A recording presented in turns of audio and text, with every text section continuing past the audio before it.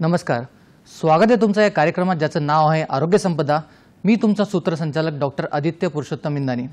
आज आपण अत्यंत महत्त्वाच्या आणि संवेदनशील विषयावर चर्चा करणार आहोत।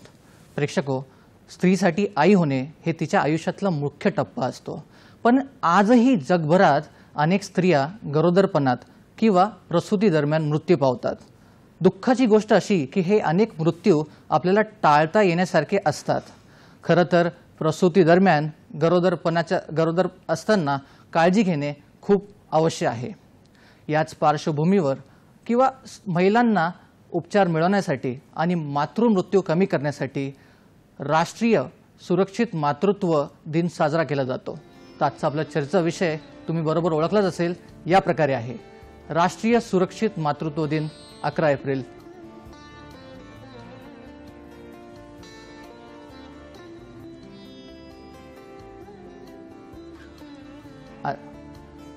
आजचा आपला चर्चेचा विषय राष्ट्रीय सुरक्षित मातृत्व दिन आणि यासाठी आज आपल्या सोबत आहेत डॉक्टर तुषार पालवे सर।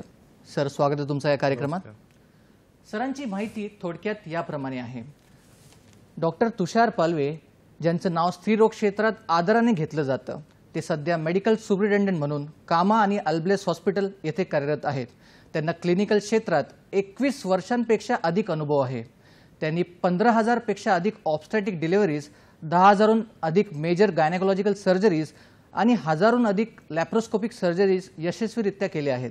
शैक्षणिक क्षेत्रात त्यांनी असिस्टंट प्रोफेसर म्हणून 12 वर्षे आणि असोसिएट म्हणून 9 वर्षांहून अधिक काळ सेवा दिली आहे।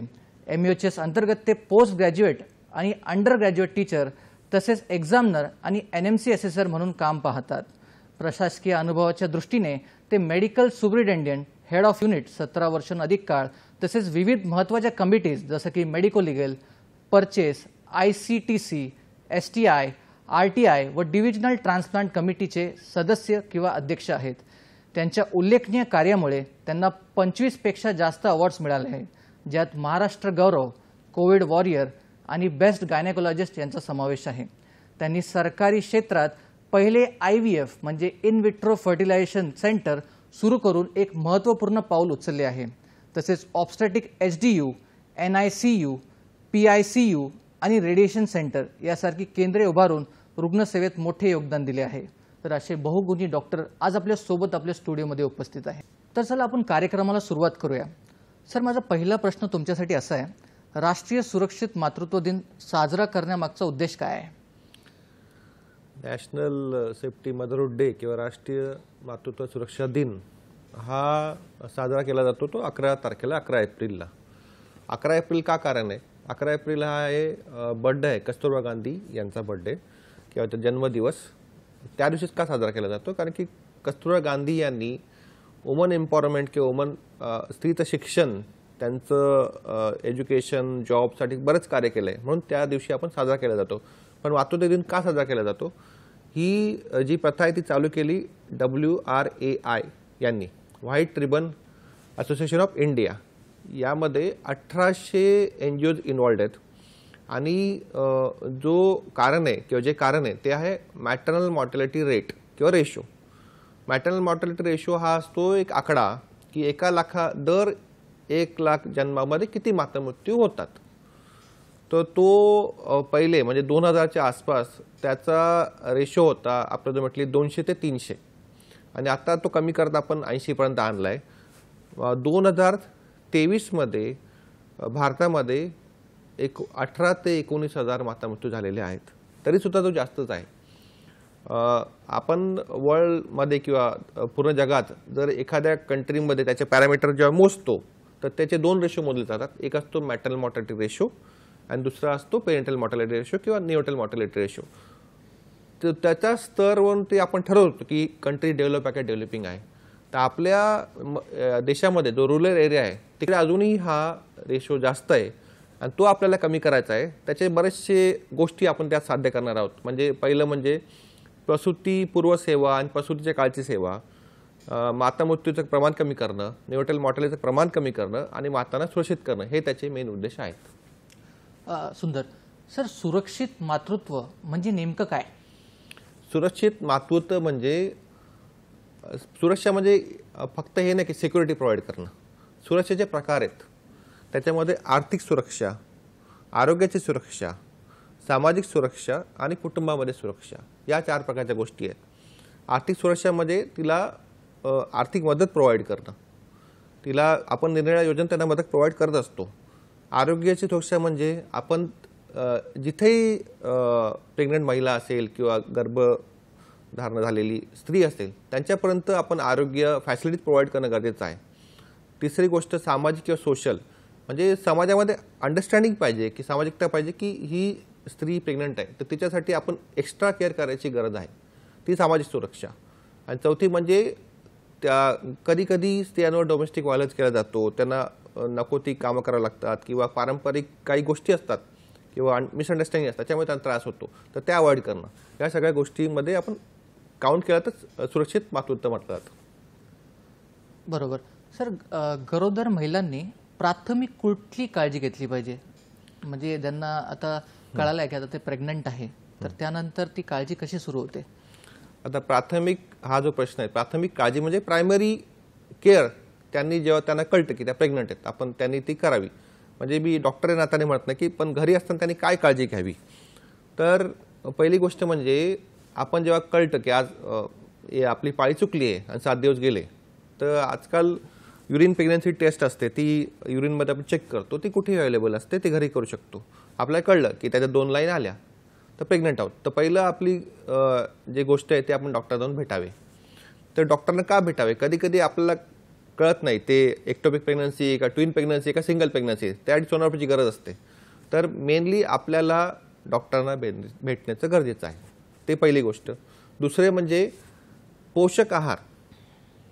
स्त्रीच्या शरीरामध्ये एक दुसरा जीव जन्माला येत असतो, तर त्यासाठी एक्स्ट्रा आहाराची गरज आहे किंवा पोषक आहाराची गरज आहे. तर दुसरं झालं पोषक आहार. तिसरं पुरेशी झोप, म्हणजे आपण प्रॉपर स्लीप घेतली पाहिजे किंवा झोप घेतली पाहिजे. कमीत कमी रात्री 6 ते 8 तासाची झोप घेतली पाहिजे आणि दुपारी 1-2 तासाची झोप घेतली पाहिजे. आणि बाकी जे डॉक्टरांनी सल्ले करतात किंवा आपण आहारामध्ये काय घ्यावं, कुठच्या सप्लिमेंट घ्यावा, त्या सगळ्या गोष्टी आहेत. आता हे झालं आपण काय करावं, आता काय करू नये. अननेसेसरी एखादं वेट लिफ्टिंग किंवा अजून कुठचं अवजड कामे करू नये. स्मोकिंग, अल्कोहोल या गोष्टी टाळाव्या. मग ज्या गोष्टी ड्रग अब्यूजमध्ये काउंट होतात त्या टाळाव्या. बाकी अजून कुठच्याही म्हणजे सपोज गर्दीचे ठिकाण आहे किंवा जिकडे इन्फेक्शनचा प्रसार जास्त होऊ शकतो अशा गोष्टी टाळाव्या. नक्कीच. सर, तुम्ही या क्षेत्रात खूप काम केलं आहे, तर सध्या भारताची स्थिती कशी आहे? गरोदर महिलांच्या दृष्टीने आपण बघितलं तर सध्या स्थिती काय आहे? आपल्या देशामध्ये ज्या फॅसिलिटीज लागतात म्हणजे प्रेग्नन्सीसाठी किंवा स्त्रीच्या डिलिव्हरीसाठी किंवा पोस्ट नॅटल केअरसाठी आपण त्या 2 पॅरामीटर्समध्ये डिवाइड करू शकतो. एक तर आहे रुरल आणि अर्बन. अर्बन एरिया म्हणजे जो शहरी भाग आहे तिकडे या बऱ्याचशा फॅसिलिटीज अवेलेबल आहे. मग त्याच्यामध्ये काय आलं, फॅसिलिटीज म्हणजे काय नक्की? आरोग्य सेवा, नंतर इन्स्टिट्यूशनल डिलिव्हरी. आरोग्य सेवा म्हणजे आपण हेल्थ केअर किती प्रोव्हाइड करतो त्याच्यामध्ये थोडा फरक आहे. जो रुरलमध्ये फरक आहे किंवा अर्बनमध्ये त्याच्यामध्ये बराचसा फरक आहे अजून, आणि आपल्याला रुरलमध्ये अजून डेव्हलपमेंट करायची गरज आहे. आता इन्स्टिट्यूशनल डिलिव्हरी म्हणजे आता आपण तालुका प्लेस पकडली किंवा डिस्ट्रिक्ट प्लेस पकडली, तर ज्याच्या डिस्ट्रिक्ट प्लेसमध्ये सेकंडरी हेल्थ सेंटर असतं किंवा शासनाचं टर्शरी हेल्थ केअर सेंटर असतं, तर त्या तिथे थोडा फरक आहे. तालुका प्लेस पकडली किंवा गाव पकडलं किंवा वाडी पकडली तर तिकडे सब सेंटर असतं किंवा प्रायमरी हेल्थ सेंटर असतं, तिथे सुद्धा डेव्हलपमेंटची गरज आहे. तिसरी गोष्ट आली ती सोशल अंडरस्टँडिंग. म्हणजे जर स्त्री जर प्रेग्नंट आहे तर ती कुटुंबाची सुद्धा जबाबदारी आहे आणि सोशल सुद्धा जबाबदारी आहे. सामाजिक, तिच्या आजूबाजूला राहणारे लोक त्यांची सुद्धा जबाबदारी की तिची प्रेग्नन्सी सुखरूप व्हावी आणि सुखरूप बाळ जन्माला यावं. तर ती याच्यामध्ये थोडी डेव्हलपमेंटची गरज आहे. ती शहरी लेवलमध्ये एज्युकेशन वाढलेलं आहे, त्याच्यामुळे ही अंडरस्टँडिंग बरेच आलेली आहे. काही काही ठिकाणी जे खूपच दुर्गम जागा आहेत तिकडे अजून अंडरस्टँडिंगची गरज आहे. तर काही काही एरियात अजून आहे तिकडे एज्युकेशनची गरज आहे, हेल्थ रिलेटेड एज्युकेशनची गरज आहे. नक्कीच. सर, गरोदर असताना दर महिन्यात कुठले तपासणी आपण करतो आणि खरं तर कुठली तपासणी महत्त्वाची आहे? तपासणी आता बऱ्याच वेळा असं सुद्धा जुन्या बायकाच्या तपासणी करायची काय गरज आहे. आता ही प्रेग्नन्सी जी गोष्ट आहे ती आपल्या सिव्हिलायझेशनमध्ये डॉक्टर्स किंवा वैद्य, पहिले वैद्य म्हणायचे डॉक्टरांना, ते कधी आले 1400 1300 याच्यात सदीमध्ये आले. तर पहिले ते डॉक्टर नव्हते. मग तेव्हा डिलिव्हरी कशा व्हायच्या, आणि तेव्हा डिलिव्हरी व्हायच्या तेव्हा डॉक्टर थोडी डिलिव्हरी करायची. आणि आता आपण जंगलामध्ये गेलं, असे आदिवासी एरिया आहेत तिकडे सुद्धा डॉक्टर डिलिव्हरी करत नाही, तर डिलिव्हरी घरी होतात. तर मग डॉक्टरांच्या व्हिजिटची काय गरज आहे, तपासणीची काय गरज आहे. आता 100 मधील 30% महिला पकडा, प्रेग्नंट महिला, त्याच्यामध्ये कॉम्प्लिकेशन होतात. म्हणजे उदाहरणार्थ ब्लड प्रेशर वाढतं, डायबिटीज होतं. तर या गोष्टी तपासणीशिवाय कळू शकत नाही. तर तपासणीची काय गरज आहे, तपासणी का करतात, तपासणीमध्ये काय बघतो आपण, स्त्रीचं हेल्थ बरोबर आहे का, बाळाची ग्रोथ बरोबर दर महिन्याला होते की नाही. आता बाळाची ग्रोथ म्हणजे काय, पहिले 3 महिन्यात जे बाळ ग्रो होतं किंवा वाढ होते त्याच्यामध्ये बाळाच्या ऑर्गन्सची वाढ होते. म्हणजे हार्टची, लंगची, लिव्हरची, इंटेस्टाईनची, ब्रेनची. या 3 महिन्यात प्रत्येक ऑर्गनची सेपरेटली अँड प्रॉपरली वाढ होते. आणि पुढे 3 महिन्यानंतर त्या ऑर्गनच्या साईजमध्ये वाढ होते. तर मेन जी वाढ होते किंवा ऑर्गन डेव्हलपमेंट होतं ते पहिल्या 3 महिन्यात होतं. तर पहिल्या 3 महिन्यामध्ये स्त्रीने डॉक्टरांना दाखवायचं खूप गरजेचं आहे. आणि आपण डॉक्टर काय करतात तेव्हा, डॉक्टर सोनोग्राफी करतात किंवा फिजिकल चेकअप करतात आणि तेव्हा कळतं की बाळाची ग्रोथ बरोबर होते की नाही. म्हणून ह्या टेस्ट महत्त्वाच्या आहेत. टेस्ट काय काय महत्त्वाच्या आहे, जेव्हा एखादी स्त्री रुग्णालयात येते तर प्रायमरी चेकअप काय केला जातो, तिचं पल्स चेक केलं जातं, BP चेक केला जातो, पायाला सूज आहे का ती बघावं लागतं. तसं तिला ॲनिमिया का बघतो. नंतर तिचं युरिन चेक केलं जातं, त्याच्यामध्ये प्रोटीन पडतायत का, अजून काही शुगर वगैरे आहे का ते चेक केलं जातं. नंतर मग तिचं वेट चेक केलं जातं, वेट अचानक वाढलंय का ते बघितलं जातं. अचानक वाढलं त्याचा अर्थ असा होतो की तिला इडिमा होतोय, ब्लड प्रेशर होतंय, पुढे प्रॉब्लेम होऊ शकतात. आणि आजकाल नवीन आपण परत टेस्ट ॲड केला शासनाच्या नियमाप्रमाणे, थायरॉइड पण चेक केलं जातं. कारण की थायरॉइड जो प्रकार आहे, थायरॉइड खूप इम्पॉर्टंट आहे बाळाच्या पहिल्या 3 महिन्याच्या डेव्हलपमेंटसाठी. जर थायरॉइड कंट्रोल नसेल पहिल्या 3 महिन्यात तर बाळाच्या ब्रेन डेव्हलपमेंट परिणाम होतात. तर ह्या सगळ्या टेस्ट करणं गरजेचं आहे. त्या स्पेसिफिक टेस्ट आपण आपल्या जिकडे फॉलोअप करतो तिकडे टेस्ट रेग्युलरली केल्याच पाहिजे. आणि त्याची गरज आहे. टेस्ट का करतो, कारण की बाळाची आणि वाढ बरोबर होते की नाही, आईला कुठचं कॉम्प्लिकेशन डेव्हलप होतं की नाही, हे त्यासाठी आपण टेस्ट करतो आणि त्या करण्याच्या गरजेचं आहे. बरोबर. म्हणजेच तपासण्या करणं अतिशय महत्त्वाचं आहे, जसं की आपल्याला सरांनी सांगितलं. सर, बऱ्याचदा आपण असं बघतो की जे गरोदर महिला असतात त्यांना सगळ्यात पहिले फुल ब्लड काउंट किंवा CBCमध्ये ॲनिमिया असतो, म्हणजे त्यांचं रक्त कमी असतं. तर या विषयाला तुम्ही कसं बघतात आणि त्याची चिकित्सा खरं तर कशी केली पाहिजे. मराठीत म्हणतात रक्तक्षय किंवा ॲनिमिया. ॲनिमियाचे प्रकार आपण मेजरली 3 गोष्टी डिवाइड करू शकतो किंवा विभाजन करू शकतो. पहिलं आहे न्यूट्रिशन ॲनिमिया, म्हणजे आपलं जेवण बरोबर नाही आहे आणि त्याच्यामुळे आपल्याला किंवा स्त्रीला ॲनिमिया होतोय, त्याला म्हणतात न्यूट्रिशनल ॲनिमिया. त्याच्यामध्ये मेन येतं ते आयर्न डेफिशियन्सी ॲनिमिया. दुसरं आहे की आपल्या शरीरामध्ये रक्तस्राव होतोय कुठेतरी आणि त्याच्यामुळे आपलं रक्त कमी होतंय. रक्तस्राव कुठे होऊ शकतो, इंटेस्टाईनमध्ये होतो बऱ्याच वेळा. ज्यांना जंताचं इन्फेक्शन असतं त्याला म्हणतात वन मिसपेस्टेशन, तर ते ब्लिडिंग हळूहळू होत राहतं खालून. ते एक दुसरं एक कारण जे महिलांमध्ये ॲनिमियाचं आहे ते आहे मासिक पाळीच्या वेळी जास्त रक्तस्राव होणे. हे सर्वात कॉमनेस्ट रिझन आहे.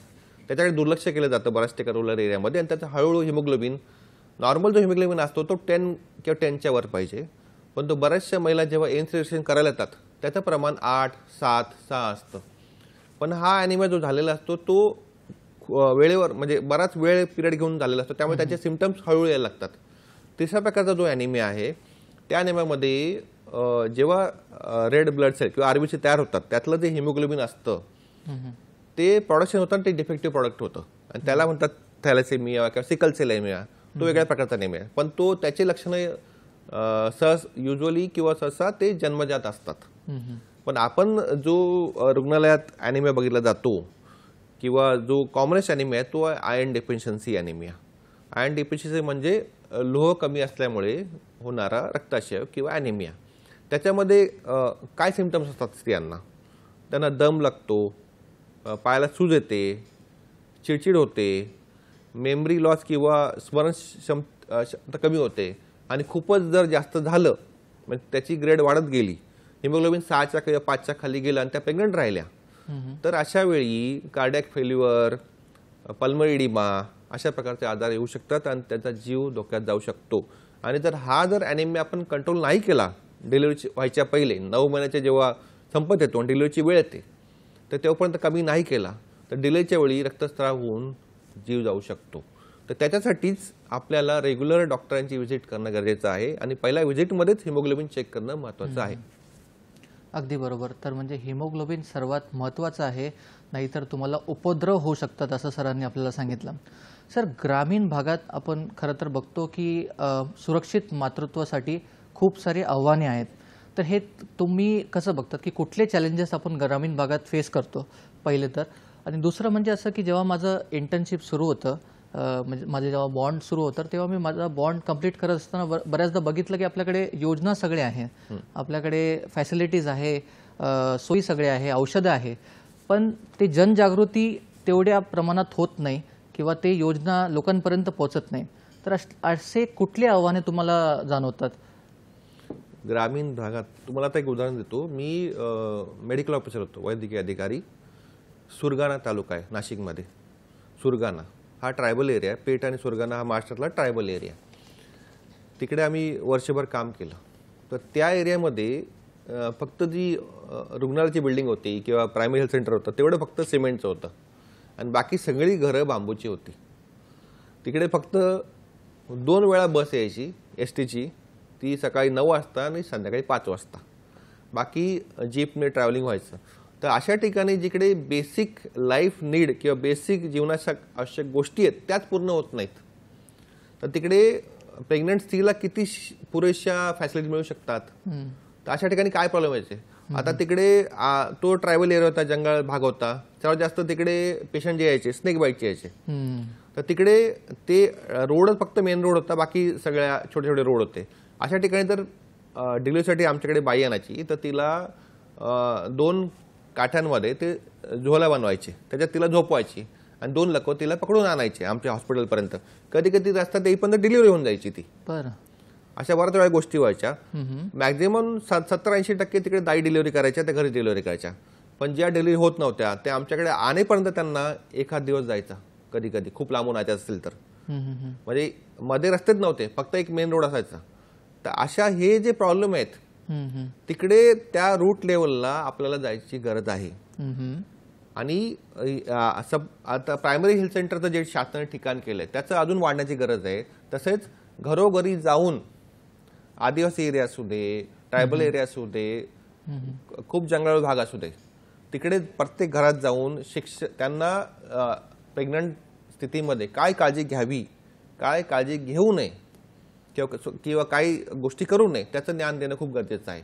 आणि त्या रूट लेवलमध्ये जाऊन करणं गरजेचं आहे. आणि आपल्याकडे जे मॅटर्नल मॉर्टॅलिटी होते ते मेन कारण असतं त्यांना डिलिव्हरीच्या वेळी प्रॉपर सेवा दिली जात नाही किंवा ते डिलिव्हरी हॉस्पिटलमध्ये जाईपर्यंत ते कॉम्प्लिकेट होऊन जातात. या सगळ्या गोष्टी टाळायची गरज आहे. आता या अशा ठिकाणी बेसिक ज्या गोष्टी आहेत, इलेक्ट्रिसिटी, लाईट, ह्यात जर अवेलेबल असेल तर स्त्री स्वतःची काळजी कशी घेईल. तर या गोष्टीमध्ये खूप संशोधन होणं गरजेचं आहे आणि फॅसिलिटी प्रोव्हाइड करायची गरज आहे. नक्कीच. सर, आपल्याला एक फोन येतोय पुण्यावरून. मंगल आपटे बोलताय. मंगलजी, तुमचा प्रश्न विचारा. नमस्कार. नमस्कार, बोला. प्रश्न विचारायचा आहे की मला असा प्रश्न विचारायचा की 2 जण आले असतात तर मग काही काही कळशी, हांडा, बादल्या भरलेल्या उचलतात. मग ते जड उचललं की मोठी लोक कोणी सांगायला नसतात तर ते कितपत योग्य. आणि धनुर्वाताचं इंजेक्शन दिल्यानंतर न खाता पिता जातात तर मग त्याला चक्कर आल्यासारखं वगैरे होतं. तर ही काळजी घेणं खूप आवश्यक आहे. तर तुम्हाला याच्या बाबतीत काय वाटतं? आणि खाण्यापिण्याच्या बाबतीत किंवा त्यांनी कुठला आहार आणि काय घ्यावं, नारळाचं पाणी किंवा कुठलं नाचणीचं सत्वाचं लाडू, हे घरचं खावं ते बाहेरचं खाता हल्ली, तर त्याला तेही सांगावं. हो, आपण आहाराविषयी पुढच्या प्रश्नात बोलणारच आहोत. आता तुम्ही पहिला प्रश्न विचारला की वजन किती उचलायचं. आता ते त्या स्त्रीची फिजिकल किंवा शारीरिकरित्या काम करण्याची सवय किती आहे प्रेग्नन्सीच्या पहिले ते सुद्धा काउंट होतं. जर तिला सवय असेल 4-5 किलो वजन उचलायची तर ती रेग्युलरली उचलू शकते. फक्त पहिले 3 महिने टाळावं लागतं. ज्या पिरियडमध्ये अबॉर्शनचा चान्स जास्त असतो, प्रेशर ॲब्डोमेनमध्ये प्रेशर वाढल्यानंतर चान्स जास्त असतो, तेव्हा आपल्याला वेट लिफ्टिंग किंवा वजन जास्त उचलू नये हे महत्त्वाचं असतं. नंतर ते इंजेक्शनविषयी तुम्ही बोलले, TTचं इंजेक्शन. जर आपण कुठचं इंजेक्शन घेताना आपल्याला पेन होतं आणि तो एक रिफ्लेक्स असतो बॉडीमध्ये, त्याच्यामुळे आपल्याला चक्कर येते. जर आपण त्यावेळी जर शुगर कमी असेल शरीरामध्ये, आपण नाश्ता नसेल केला, तर अशा वेळी चक्कर द्यायचं प्रमाण जास्त होतं. तर ते जरुरी आहे की आपण नाश्ता करूनच इंजेक्शन घ्यायला गरजेचं आहे. आणि परत तिसरा प्रश्न होता की आपण बाहेरचं खावं, तर बाहेरचं खाणं टाळलंच पाहिजे. त्याच्यामध्ये आपल्याला माहिती नसतं ते हायजीन किती मेंटेन केलेली असते, ते बरोबर तिला तळलेलं असतं नाही तळलेलं असतं, त्याच्यामध्ये जे भांडे वापरतात ते नीट धुतलेले आहे की नाही. तर आपल्याला इन्फेक्शन जर टाळायचं असेल तर बाहेरचं खाणं टाळलं पाहिजे. नक्कीच. आपण सरांसोबत ही चर्चा असंच पुढे नेणार आहोत, पण सध्या वेळ झाली एक छोट्याशा विश्रांतीची. तेव्हा कुठेही जाऊ नका, पाहत राहा तुमचा लाडका कार्यक्रम आरोग्य संपदा.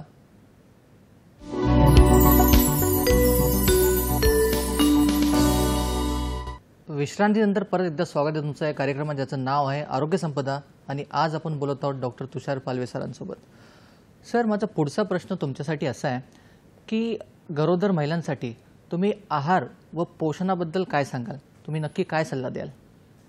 आहार किंवा पोषण हे खूप महत्त्वाचा घटक आहे जेव्हा स्त्री प्रेग्नंट असते किंवा गर्भधारणा झालेली असते. कारण की तिच्या शरीरामध्ये एक दुसरा जीव तयार होत असतो आणि त्याच्या ग्रोथसाठी बऱ्याचशा गोष्टीची गरज असते. जसं असतं रक्त तयार होणं गरजेचं आहे, प्रोटीनची गरज आहे, कॅल्शियमची गरज आहे. हाडं तयार होत असतात, प्रोटीनने सगळे ऑर्गन तयार होतात आणि बाकी मल्टीव्हिटॅमिन सगळ्या ऑर्गनच्या डेव्हलपमेंटसाठी लागतात. आता आहार किंवा पोषण, संतुलित आहार हा जो एक कल्पना आहे ही आता शहरातल्या लोकांना सुद्धा माहिती नाही की संतुलित आहार म्हणजे काय. आता माझ्यासारख्या वयाच्या माणसाने काय खावं किंवा 20 वर्षाच्या माणसाने काय खावं किंवा 5-4 वर्ष काय खावं, त्याच्या खूप ज्ञानाची गरज आहे. आणि संतुलित आहार म्हणजे काय, आपण जेव्हा दुपारी जेवण करतो तर आपल्या जेवणामध्ये काय काय पाहिजे. आपल्या जेवणामध्ये प्रोटीन पाहिजे. प्रोटीन जो घटक आहे तो रोज शरीराला लागत असतो, कारण की प्रोटीन डिप्लेशन किंवा प्रोटीनचं प्रमाण वर खाली रोज होत असतं. कॅल्शियमची गरज आहे. कॅल्शियम का पाहिजे तर म्हणजे एक तर प्रेग्नन्सी असेल तर कॅल्शियम सप्लिमेंटची गरज आहे, पण आपल्याला सुद्धा कॅल्शियमची गरज आहे. कारण की आपल्याला बोन मेंटेन करायचे असतील, बोनमध्ये जो पोरसपणा कमी करायचा असेल तर कॅल्शियमची गरज आहे. तिसरं आलं व्हिटॅमिन किंवा प्रथिने, त्याची काय गरज आहे. आपले मज्जातंतू आहेत, बाकी नसा आहेत, त्यासाठी व्हिटॅमिनची गरज आहे. किंवा रक्त वाढीसाठी, रक्त तयार होण्यासाठी व्हिटॅमिनची गरज आहे. चौथं आलं व्हिटॅमिन डी. तो आता बऱ्याच रुग्णांमध्ये किंवा बऱ्याच माणसांमध्ये कमी आढळतो, कारण की आपलं जे सूर्यासमोर किंवा सूर्याच्या खाली आपण जे काम करतो किंवा सकाळचं जे ऊन असतं ते बऱ्याच वेळा शहरामध्ये अवॉइड केलं जातं आणि त्याच्यामुळे ते व्हिटॅमिन डीचं प्रोडक्शन शरीरात होत नाही. तर मेजरली ह्या 3-4 ज्या गोष्टी आहेत त्या खूप गरजेचं आहे आपल्या आहारात पाहिजे. तर आपण त्या कशा मिळवाव्या, प्रोटीन कुठे मिळतील आपल्याला, प्रोटीन कसे खायचे. जे पालेभाज्या आहेत, कडधान्य आहेत, नॉनव्हेजमध्ये जे मांस म्हणतात त्याला, किंवा फिश आहे, एग आहे, याच्यामध्ये आपल्याला प्रोटीन मिळतात. आणि तुम्ही जर व्हेजिटेरियन असाल तर पालेभाज्या खा, कडधान्य खा, त्यात तुम्हाला प्रोटीन मिळेल. कॅल्शियम, दुसरं आलं कॅल्शियम कुठून मिळणार. जे कडधान्य आहेत, चणे आहेत, त्याच्यामध्ये कॅल्शियम येतं. शेंगदाण्यात थोडं कॅल्शियम असतं. नंतर दुधामध्ये कॅल्शियम असतं. थोडं नॉनव्हेजमध्ये सुद्धा कॅल्शियम असतं. तिकडून आपल्याला कॅल्शियम मिळू शकतो. आणि जनरली आपण जर शासकीय रुग्णालयात गेला तर तिकडे आपल्याला कॅल्शियमची सप्लिमेंट मिळते आणि ती आपण रेग्युलरली घ्यावी. कॅल्शियमची गरजच आहे, दोघांसाठी आहे, बालकासाठी सुद्धा आहे. जेव्हा बाळ त्यासाठी गरज कॅल्शियमची, तसंच आईसाठी पण आहे.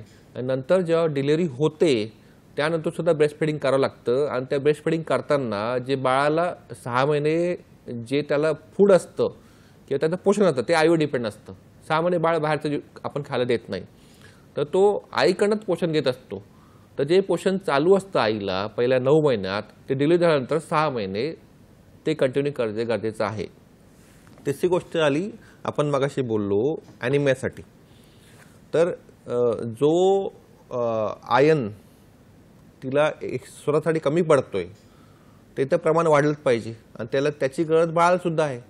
बाळामध्ये सुद्धा रक्त तयार होत राहतं. तर ॲनिमिया आपण जर शासकीय रुग्णालयात व्हिजिट केली, प्रायमरी हेल्थ सेंटर असू द्या, सब सेंटर असू द्या, कुठचंच किंवा मेडिकल कॉलेज असू द्या, तिकडे आपल्याला आयनची सप्लिमेंट मिळते. त्या गोळ्या 2 वेळा घ्यावा. जर आपल्याकडे अवेलेबल नसेल तर आयन कुठून घ्यावं? मग आयनचं जे प्रमाण असतं ते शेंगदाण्यामध्ये असतं, तसंच काही काही पालेभाज्यामध्ये असतं, त्या रेग्युलरली घ्यावा. त्याच्यामध्ये सुद्धा आयनचं प्रमाण असतं. आणि बीट पकडलं, बीट जे फ्रूट असतं, ॲपल असतं, त्याच्यामध्ये सुद्धा आयनचं प्रमाण असतं, ते आपण रेग्युलरली घ्यावं. पण आयन आणि कॅल्शियम हे जे रेग्युलर घटक आहेत ते प्रत्येक जेवणामध्ये रोजच्या जेवणात आलेच पाहिजे. त्याच्यामुळेच बाळाची आणि आईची डेव्हलपमेंट बरोबर होते. बाकी आता उरले विटॅमिन डी किंवा विटॅमिन B12. तर विटॅमिन B12 आणि फॉलिक ॲसिड हे जे 2 घटक आहे, जेव्हा रेड ब्लड सेल तयार होतात आणि त्या तयार होण्याची जी प्रक्रिया असते त्याच्यामध्ये फॉलिक ॲसिड लागतं. आणि फॉलिक ॲसिड अजून कुठे टाकतं तर बाळाची जेव्हा न्यूरल ट्यूब डेव्हलपमेंट होते पहिल्या 3 महिन्यात, तेव्हा जर फॉलिक ॲसिड कमी असेल तर बाळाला न्यूरल प्रॉब्लेम तयार होतात. तर प्रेग्नन्सी राहायच्या पहिले 6 महिने फॉलिक ॲसिड घेणं गरजेचं आहे आणि नंतर सुद्धा फॉलिक ॲसिड घेणं गरजेचं आहे. B12 आपल्याला जनरली नॉनव्हेज फूडमध्ये मिळतं, पण आपण सप्लिमेंटसुद्धा घेऊ शकतो. आणि बाकी आलं ते प्रेग्नन्सीमध्ये कॉन्स्टिपेशन होतं बऱ्याच बायकांना. कॉन्स्टिपेशन टाळण्यासाठी ज्या फूडमध्ये किंवा पोषणात फायबर आहेत, म्हणजे असं एक्झाम्पल भेंडीची भाजी, त्यात फायबर आहे. तर फायबरयुक्त जर आपण जेवण केलं तर कॉन्स्टिपेशन आपण अवॉइड करू शकतो. तर अशा प्रकारे पोषण खूप महत्त्वाचं आहे, कारण की पोषणावर डिपेंड आहे बॉडी कशी मेंटेन करेल प्रेग्नन्सीमध्ये आणि बाळाची वाढ कशी होईल, ग्रो कसं होईल. अजून एक महत्त्वाचा घटक आहे ते पाणी पिणं रेग्युलरली.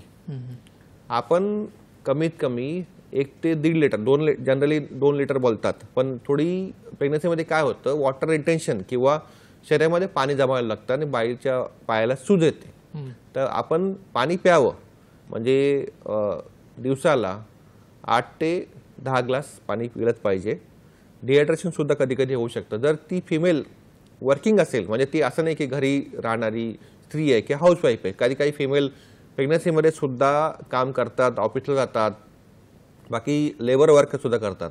तर अशा वेळी हायड्रेशन मेंटेन करणं महत्त्वाचं आहे. तर पाणीसुद्धा बरोबर घेणं महत्त्वाचं. पण त्यांना कधी कधी नॉशिया होतं, पहिल्या 3 महिन्यात खूप नॉशिया होतो, त्यांना काहीच खावंसं वाटत नाही, पण तरीसुद्धा ते आपण घेणं गरजेचं आहे. जर पहिल्या 3 महिन्यात आपण नॉशिया होतो त्याची ट्रीटमेंट घ्यावी, त्याच्या गोळ्या घ्याव्या, पण पोषण करलं पाहिजे, कारण की पहिल्या 3 महिन्यात बाळाच्या ऑर्गनची डेव्हलपमेंट होते.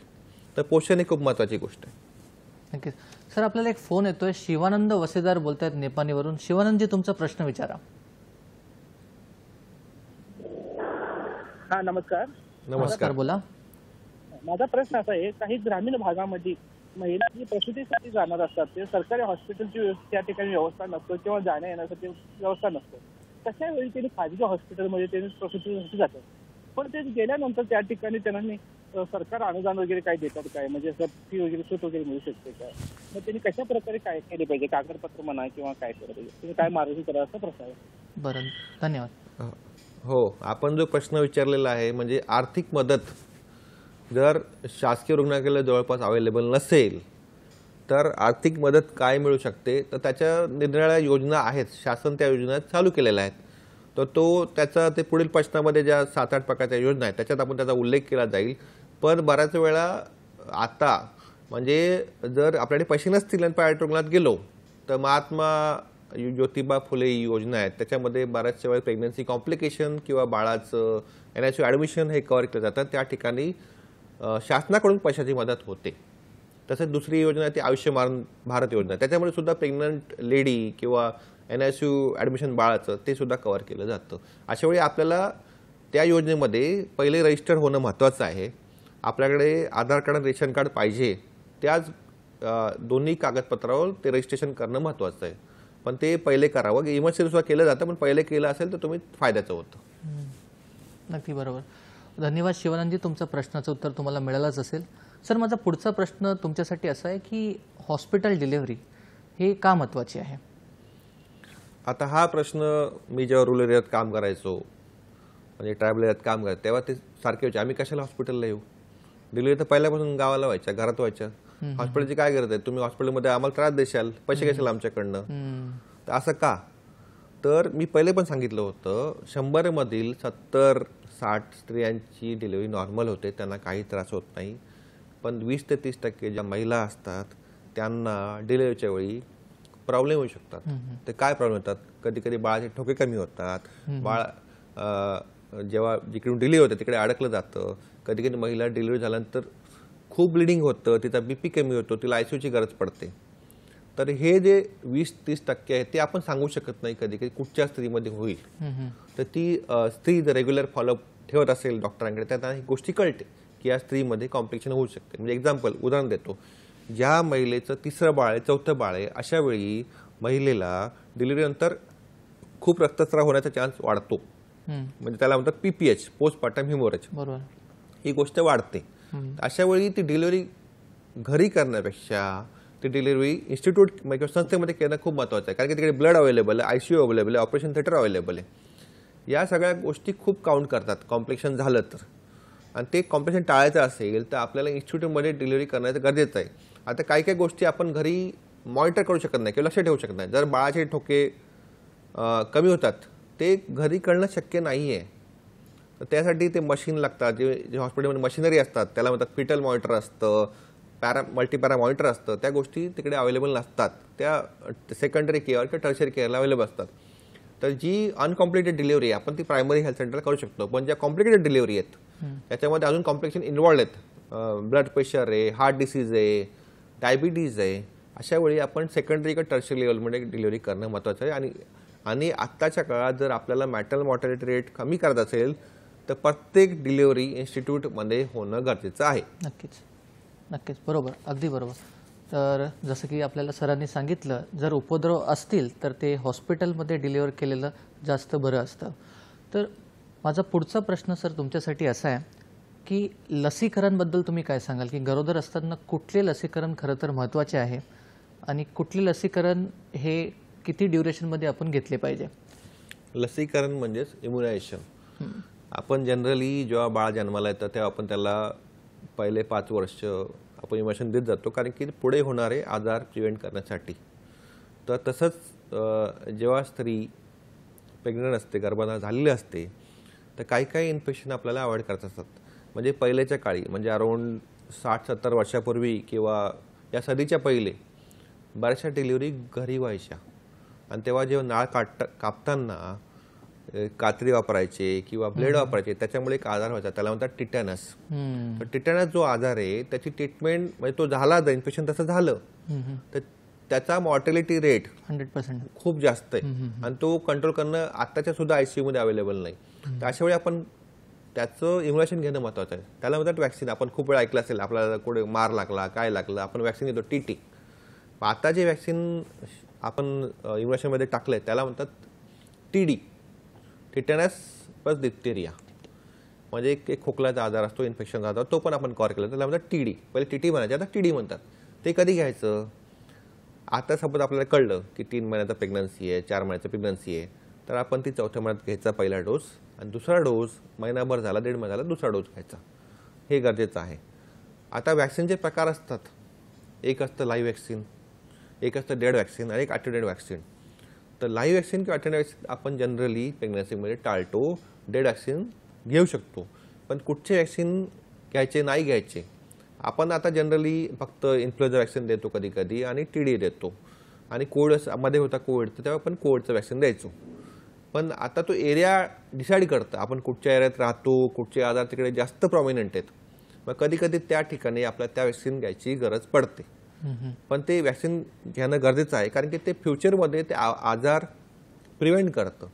तर वॅक्सिन आपल्या डॉक्टरांचा सल्ला घेऊन वेळेवर घेणं गरजेचं आहे. नक्कीच. सर, आपल्याला एक फोन येतोय. दादासाहेब ओबाडे बोलतायत जामखेडवरून. दादासाहेब जी तुमचा प्रश्न विचारा.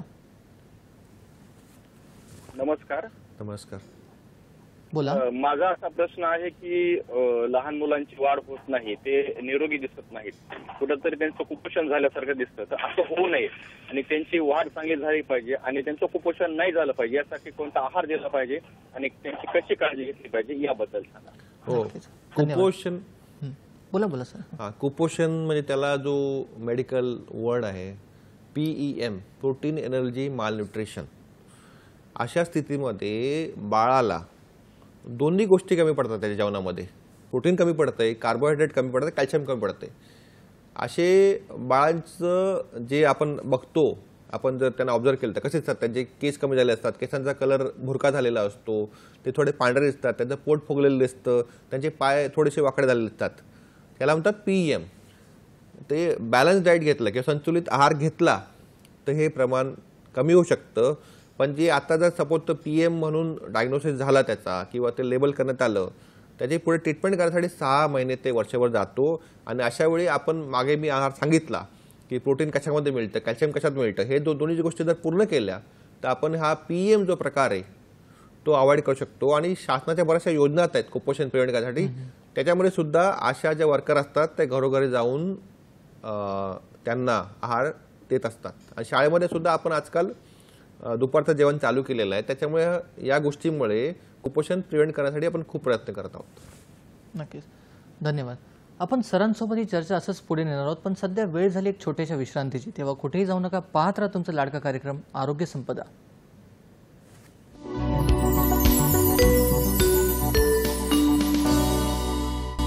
विश्रांतीनंतर परत एकदा स्वागत आहे तुमचं एक कार्यक्रमात ज्याचं नाव आहे आरोग्य संपदा. आणि आज आपण बोलत आहोत डॉक्टर तुषार पालवे सरांसोबत. सर आपल्याला खूप छान प्रकारे मार्गदर्शन करत आहेत. माझा पुढचा प्रश्न खरं तर खूप महत्त्वाचा आहे. प्रश्न असा आहे की प्रसूतीच्या दरम्यान आणि प्रसूतीनंतर खरं तर कुठली काळजी घेतली पाहिजे? प्रसूती दरम्यान आणि प्रसूतीनंतर याला मेडिकल टर्ममध्ये म्हटलं जातं की लेबर किंवा डिलिव्हरीच्या वेळी, आणि प्रसूतीनंतर म्हणजे पोस्टनॅटल पिरियड किंवा लॅक्टेशनमध्ये. तर हे 2 मेडिकल वर्ड आहेत. आता लेबर म्हणजे म्हणतात स्त्रीला कळा येणं, डिलिव्हरीची वेळ येणं, तर त्याच्यामध्ये सुद्धा आपण तो पिरियड डिवाईड करू शकतो किंवा तो काळ डिवाईड करतो. एक तर म्हणजे जेव्हा कळा येणं स्टार्ट होणं, आणि दुसरं म्हणजे त्यांना प्रॉपरली कळा येणं आणि डिलिव्हरीची वेळ येणं.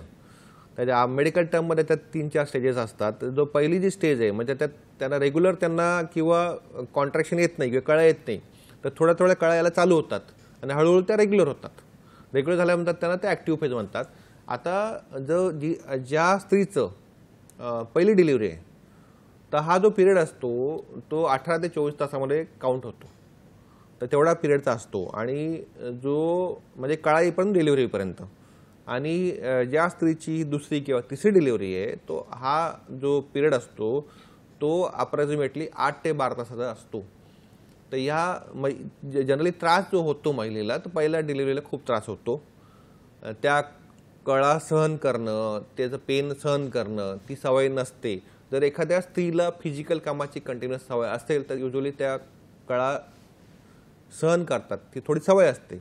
पण जर एखादी महिला 9 महिने जर आराम असेल किंवा एखाद्या गोष्टीसाठी तिला आराम दिला असेल तर पेन सहन करणं थोडं मुश्किल होतं. तर काय करावं म्हणजे ॲज ए पर्सन त्या स्त्रीने काय करावं? तो पहिला जो कळाचा त्रास आहे 24, तर ते पहिले म्हणजे मानसिक संयम ठेवावं, स्ट्रेस जास्त घेऊ नये. त्यावेळी BP वाढायचा प्रॉब्लेम होऊ शकतो आणि किंवा हार्टची कंडिशन त्याचा प्रॉब्लेम होऊ शकतो. ती खूप टेन्शन घेतलं, स्ट्रेस घेतला तर BP वाढणार आणि त्याचा परिणाम त्या बाळावर सुद्धा होऊ शकतो. ती पहिली. दुसरी गोष्ट, डॉक्टरने जर ॲडमिट केली असेल तर ते सांगतात कुठचा आहार घ्यावा आणि कुठचा आहार घेऊ नये. जर डॉक्टरला वाटत असेल की या महिलेला शस्त्रक्रिया लागू शकते, मग तेव्हा ते त्याला सांगतात की तुम्ही एकतर लिक्विड डाएट घ्या. लिक्विड डाएट म्हणजे पातळ पदार्थ घ्या किंवा उपाशी राहा असं ते सांगितलं जातं. तर त्या हिशोबाने ते घ्यावं. जर पातळ आहार घ्यावा तर त्यात काय घ्यावं म्हणजे कमी तिखट असेल वरणाची पेज घ्यावी, भाताची पेज घ्यावी, डाळीचं पाणी घ्यावं, ज्युसेस वर घ्यावे. म्हणजे आपल्याला, कारण की त्या डिलिव्हरीच्या काळामध्ये खूप घाम येतो, पेन होतं, त्यावेळी डिहायड्रेशन होऊ शकतं, सारखे लगील लागते. तर शरीरामध्ये पाणी मेंटेन करणं गरजेचं आहे, प्रोटीन मिनरल्स मेंटेन करणं गरजेचं आहे. तर ज्युसेस प्यावे. माझं तर म्हणजे ॲडवाइज असतो की जड पदार्थ किंवा जड जेवण टाळावं, लाईट जेवण घ्यावं. भले आपल्याला शस्त्रक्रियेची गरज पडणार आहे किंवा नाही पडणार आहे, कारण की कळा येताना बऱ्याचशा स्त्रीला उलट्या सुद्धा होतात. तर ते कमी तिखट लाईट जर फूड असेल तर उलट्याचा चान्स कमी होतो, ॲसिडिटी कमी होते. कारण की जेव्हा प्रेशर वाढतं पोटामध्ये ते स्टमक वर पण पुश केलं जातं कधी कधी, त्याच्यामुळे उलट्या होऊ शकतात. तर लाईट फूड घ्यावं, पण घ्यावं रेग्युलरली, आणि पाण्याचं प्रमाण बरोबर ठेवा.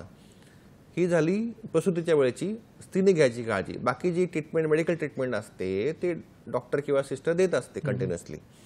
आता डिलिव्हरी जेव्हा होते, म्हणजे डिलिव्हरी झाली आता 12 वाजता डिलिव्हरी झाली, तर पुढे 1-2 तास काय करावं? ते डिलिव्हरी झाली, नॉर्मल डिलिव्हरी झाली, जर कंडिशन स्टेबल असेल तर लगेच आपण त्यांना नारळाचं पाणी देऊ शकतो, चहा बिस्किट देऊ शकतो अर्धा-1 तासाने, आणि बाळाला लगेच छातीला लावलं जातं, बाळाला लगेच फिडिंग दिलं जातं अर्धा-पाऊण तासामध्ये. कंडिशन, मेडिकल कंडिशन ठीक झाली, प्लासेंटा बाहेर आला, वार कट झाली, बरोबर सगळ्या गोष्टी झाल्या, तर बाळाला लगेच स्त्रीकडे फिडिंगला दिलं जातं. ही झाली प्रसूती वेळेची काळजी. प्रसूतीनंतर म्हणजे पुढील 3 महिने आपल्याला अजून काळजी घ्यावी लागते. कारण की नॉर्मल डिलिव्हरी झाली असेल तर आपण स्त्री प्रेशर लावते बाळाला पुश करण्यासाठी.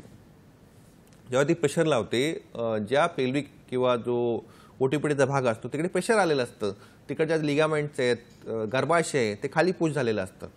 तर स्त्रीने पुढे रेग्युलर एक्सरसाइज केलं रुटीनली, किंवा रोज एक प्रकार असतो त्याला म्हणतात किगल एक्सरसाइज म्हणतात त्याला, तो जर रेग्युलरली केला तर पिशवी किंवा गर्भाशय जो खाली येतं कधी कधी महिलांना, त्याचा चान्स कमी होतो.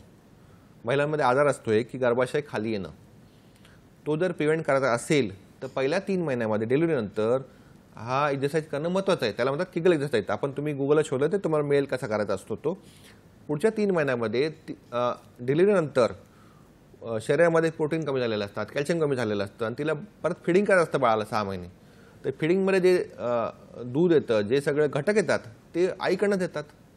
तर ते, आणि बाळ दर 2 तासाला फिडिंग करत असतं, ब्रेस्ट फिडिंग करत असतं. तर ते रेग्युलर डाएट घेणं तिने महत्त्वाचं आहे. कारण तिने जर डाएट बरोबर घेतलं तर डाएट मिल्कमध्ये येईल आणि बाळाला मिळेल, बाळाची ग्रोथ बरोबर होईल.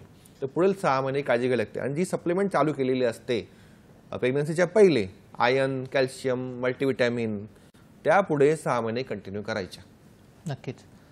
सर, तुम्ही स्त्रीरोग तज्ज्ञ आहात, तर स्त्रीरोग तज्ज्ञ म्हणून तुम्हाला काय वाटतं की कुठल्या क्षेत्रात सुधारण्याची गरज आहे? स्त्रीरोग तज्ज्ञ या नात्याने म्हणतो की आपल्या देशामध्ये मॅटर्नल मॉर्टॅलिटी रेट अजून कंट्रोलमध्ये आणण्याची गरज आहे. त्याच्यासाठी शहरामध्ये तर हेल्थ फॅसिलिटी बऱ्यापैकी आहे, पण जे पेरिफेरी एरिया आहे, रूरल एरिया, ट्रायबल एरिया आहे, सब डिस्ट्रिक्ट एरिया आहे, तिकडे प्रायमरी हेल्थ सेंटर वाढवण्याची गरज आहे. रूरल हॉस्पिटल किंवा सब डिस्ट्रिक्ट हॉस्पिटल वाढवायची गरज आहे. त्याच्यामुळे आणि ते अंतर डिसाईड केलं पाहिजे की म्हणजे प्रत्येक 10 ते किलोमीटरमध्ये किंवा 15 किलोमीटरमध्ये एक प्रायमरी हेल्थ सेंटर, असं जर केलं तर आरोग्य सेवा आपली प्रत्येक रूट लेवलला जाऊ शकते. तसेच जे आपले वर्कर आहेत, आशा वर्कर, त्यांनी अजून नंबर त्यांच्या वाढवून प्रत्येक हेल्थ घराला व्हिजिट करून त्यांना मार्गदर्शन केलं गरजेचं आहे. त्याच्यामुळे आपण पुढे मॅटर्नल मॉर्टॅलिटी कमी करू शकतो. नक्कीच. सर, सुरक्षित मातृत्वासाठी सरकारचे कुठल्या योजना आता सध्या आहेत, त्या योजनेबद्दल तुम्ही काय सांगाल? मॅटर्नल मॉर्टॅलिटी कमी करण्यासाठी किंवा न्यूनॅटल मॉर्टॅलिटी कमी करण्यासाठी शासन बरेच वर्ष काम करत आहे आणि त्यांनी योजना पण वाढवलेल्या आहेत. त्या योजनाची माहिती नसल्यामुळे लोकांना त्याचे बेनिफिट मिळत नाहीत किंवा त्याचे फायदे मिळत नाहीत. तशा बऱ्याचशा योजना आहेत. उदाहरणार्थ पहिली आहे JSSK, जननी शिशु सुरक्षा योजना. या योजनामध्ये शासन शासकीय रुग्णालयाला आर्थिक मदत देतं की त्या अंतर्गत स्त्रीला किंवा जन्मलेल्या बाळाला महिनाभर कुठची औषधं घ्यायची गरज पडणार नाही, आणि ती सगळी औषधं इथून येतात JSSK मधनं. तर ही माहिती असणं गरजेचं आहे, पहिली गोष्ट. दुसरी आहे JSY, जननी सुरक्षा योजना.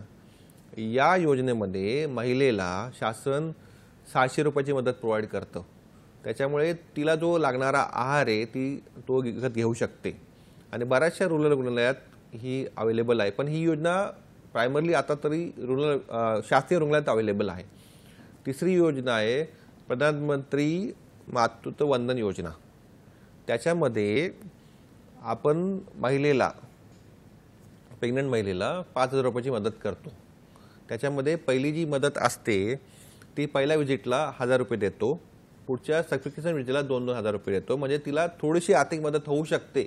तिच्या 9 महिन्यात तिला जेवणासाठी गरजेचं सामान घ्यावं किंवा अजून हेल्थकेअर तर आपण प्रोव्हाइड करतो, औषधी लागतात ते शासनाकडे प्रोव्हाइड केले जातात, पण बाकी जी मदत आहे ती थोडीफार पुरेशी व्हावी म्हणून आपण ती आर्थिक मदत करत असतो. बाकी ज्या योजना आहेत, महात्मा ज्योतिबा फुले योजना आणि आयुष्यमान भारत, त्या योजना आहेत त्या शासकीय रुग्णालयाच्या लेवलला आहे, प्रायव्हेट रुग्णालय सुद्धा कव्हर करतात. पण त्याच्यामध्ये जर रुग्ण त्या योजनेत रजिस्टर्ड असेल तर डायरेक्टली त्या रुग्णाचा जो खर्च असतो ते शासन स्वतःच्या अंगावर घेतो आणि स्वतः पूर्ण करतो आणि इन्शुरन्स कंपनी त्या रुग्णालयाला पैसे प्रोव्हाइड करतात त्या ट्रीटमेंटसाठी. जर महिलेला आयसीयूची गरज पडली, बाळाला आयसीयूची गरज पडली, त्याचा पैसा शासनाकडून दिला जातो. अजून बाकी योजना आहेत, जसं कुपोषण कव्हर करण्यासाठी योजना असते, त्याच्यामध्ये आपण आहार प्रोव्हाइड करतो महिलेला त्यांच्या घरी जाऊन किंवा शाळेमध्ये मुलांना प्रोव्हाइड करतो. तिसरी आहे अजून बाकी योजना आहे ती कुटुंब कल्याण योजना किंवा अँटीनेटल चेकअप योजना. त्याच्यामध्ये सुद्धा आपण त्यांचा चेकअप कसा फ्री करता येईल तसं त्यांना रुरल भागात जाऊन त्यांना मार्गदर्शन करू शकतो. बाकी अजून आहेत ते आशा योजना, आशा वर्कर असतात ते स्वतः जाऊन इम्युनेशन प्रोव्हाइड करतात, सप्लिमेंट प्रोव्हाइड करतात, त्यांना मार्गदर्शन करतात. अशा बऱ्याचशा योजना कार्यरत आहेत ज्या मॅटर्नल मॉर्टॅलिटी कमी करावी किंवा स्त्रीला सिक्युरिटी प्रोव्हाइड करावी प्रेग्नंट असताना किंवा जन्मलेल्या बाळाला, त्यासाठी योजना कार्यरत आहेत. त्याचं ज्ञान घेणं गरजेचं आहे. आणि या सगळ्या योजना आपण जर शासकीय कार्यालयात कुठे गेले तर ते तुम्हाला माहिती देते. एका शासकीय रुग्णालयात जरी गेले तर तुम्हाला त्याची माहिती मिळेल. आणि तसंच जर ज्याच्याकडे स्मार्टफोन असेल, जिकडे नेट असेल, त्याच्या सुद्धा आपण शासनाने प्रेग्नंट फिमेलसाठी त्या योजना त्यासुद्धा आपल्याला त्याची माहिती मिळेल. नक्कीच सर, राष्ट्रीय मातृत्व सुरक्षित मातृत्व दिना निमित्त तुम्ही आपल्या प्रेक्षकांना शेवटी काय संदेश द्याल? सुरक्षित मातृत्व दिन किंवा नॅशनल मदरहुड सेफ्टी डे आपण का करतो? आपलं जेव्हा तो स्टार्ट झाला, आपलं मेन एम होतं मॅटर्नल मॉर्टॅलिटी रेशो कमी करणं आणि न्यूट्रल मॉर्टॅलिटी रेशो कमी करणं. तर हे कधी कमी होऊ शकतो? जेव्हा एखाद्या प्रेग्नंट महिलेची जबाबदारी तिचं कुटुंब आणि तिच्या आजूबाजूचा समाज यांनी घेतली तर. घरामध्ये प्रेग्नंट फिमेल किंवा लहान बाळ यात खूप महत्त्वाच्या गोष्टी आहे आणि त्या दर्शवतात की आपलं एज्युकेशन लेवल किती आहे, आपली आर्थिक लेवल किती आहे.